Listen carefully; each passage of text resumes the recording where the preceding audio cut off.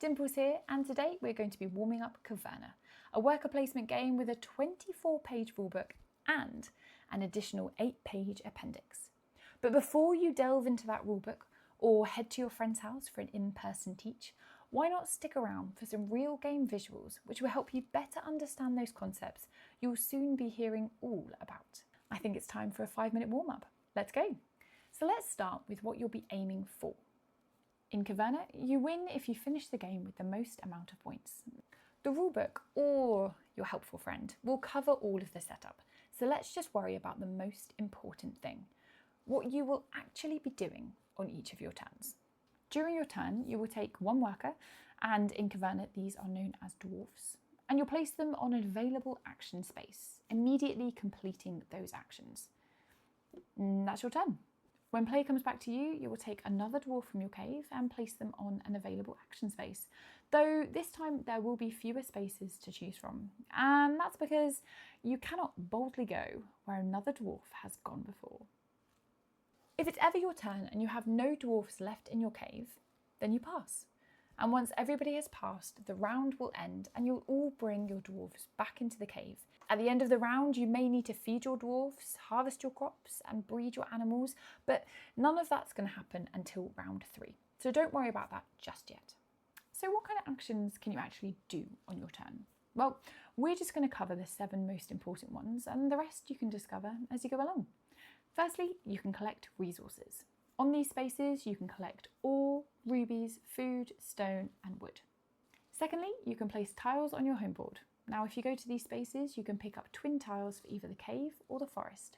And do make sure you check for any wording on your action space. If there is an and or a then, you might be able to do multiple actions on your turn. Fourthly, you can unleash your inner builder and build furnishing tiles. If you have an empty cavern space and you have the right resources, then you can build a new furnishing tile which will get you extra points at the end of the game. Number 5, you can have a baby. Congratulations! As long as you have an empty dwelling in your cave, from round 4 you can have an extra dwarf added to your family. Now don't be too concerned that you only need 1 dwarf to make this happen. Just think about the fact that from the next turn, your bundle of joy will have grown up and will be able to perform actions all on their own. You do still need to feed this extra dwarf, so please bear that in mind, but having extra dwarfs is a great way to make the most of the action spaces available to you. Number 6, you can gain animals, sheeps and donkeys. Sheeps. You can use wood to turn meadows into pastures, giving them somewhere safe to live. Now, there's lots of different rules when it comes to placing animals, so I tend to keep the rulebook with page 20 next to me as I play. This covers all the different rules for animal husbandry and is a really helpful reference guide. And finally, you can forge weapons. On this space, you can turn 1 to 8 ore into a weapon of 1 to 8 strength.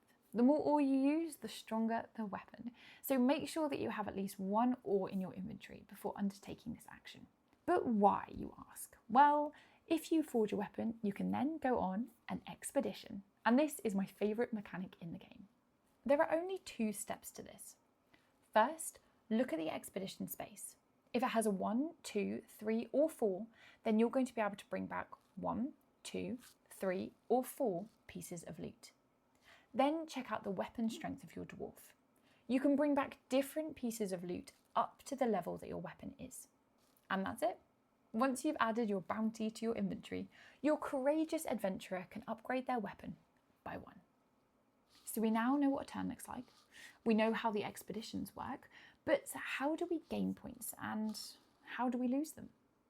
In Caverna, you gain points by having grain, farm animals, dogs, vegetables, dwarfs, rubies and money, for the numbers printed on certain tiles and for the extra points yellow room tiles will give you. Now you will lose 2 points if there is a sheep, a cow, a pig or a boar missing from your game board, and you will lose 1 point for any space that you haven't covered up. You'll also lose points for any begging tokens that you've accumulated.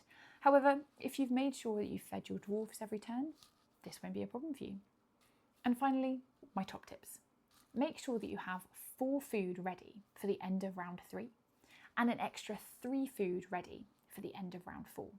This will get you safely started, and by that point, you'll have a better understanding of how the harvest mechanic works, and you'll be ready to feed your dwarfs for the rest of the game.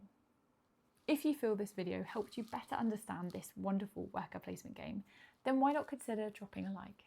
And for more 5-minute warm-ups, subscribe to the channel. And if you think there's a game that is worthy of a warm-up, let me know in the comments below. Oh, and if you enjoy live playthrough of games, then why not check out my Twitch channel, Dungeons and Dimples. For now, have a wonderful rest of your week, and I hope to see you guys again soon. Bye!